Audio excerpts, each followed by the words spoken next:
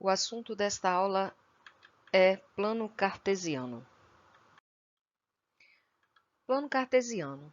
Plano cartesiano é uma relação entre um eixo horizontal, que nós chamamos de eixo x, ou eixo das abscissas, e um eixo vertical, qual chamamos de eixo y, ou eixo das ordenadas. Os eixos x e y são perpendiculares entre si, ou seja, eles se encontram formando ângulos de 90 graus. O plano cartesiano, ele divide o plano em 4 partes, ao qual nós chamamos de quadrantes. Primeiro quadrante, segundo quadrante, terceiro quadrante e quarto quadrante.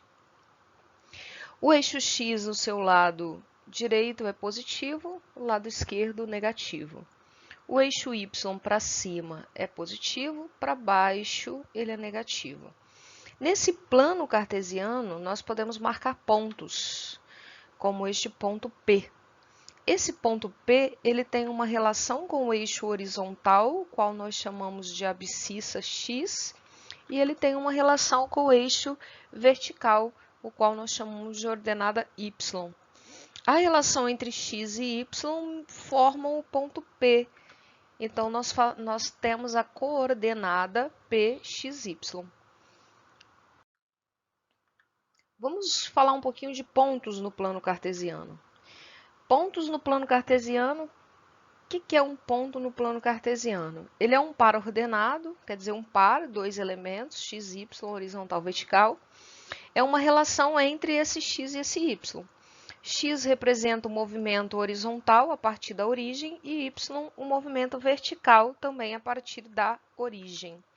Então, se nós olharmos para esse plano cartesiano, aqui está a origem, é o ponto central, 0, 0, x0, y0.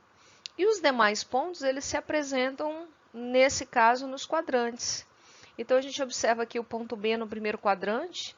Quando você olha para a horizontal, ele tem o valor de 2, então x é igual a 2. Na vertical, 3, então o ponto B é o ponto 2, 3. E assim a gente olha para todos os pontos, cada um deles tem uma relação horizontal e uma relação vertical. Então, o ponto C é menos 1, olhando para a horizontal, e olhando para a vertical ele é menos 2.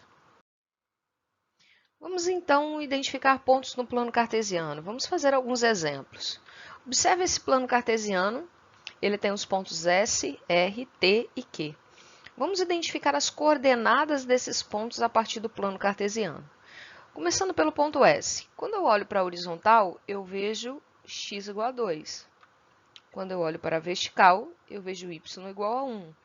Logo, o ponto S tem coordenadas 2, 1. O ponto R, quando eu olho para a horizontal, eu vejo 2.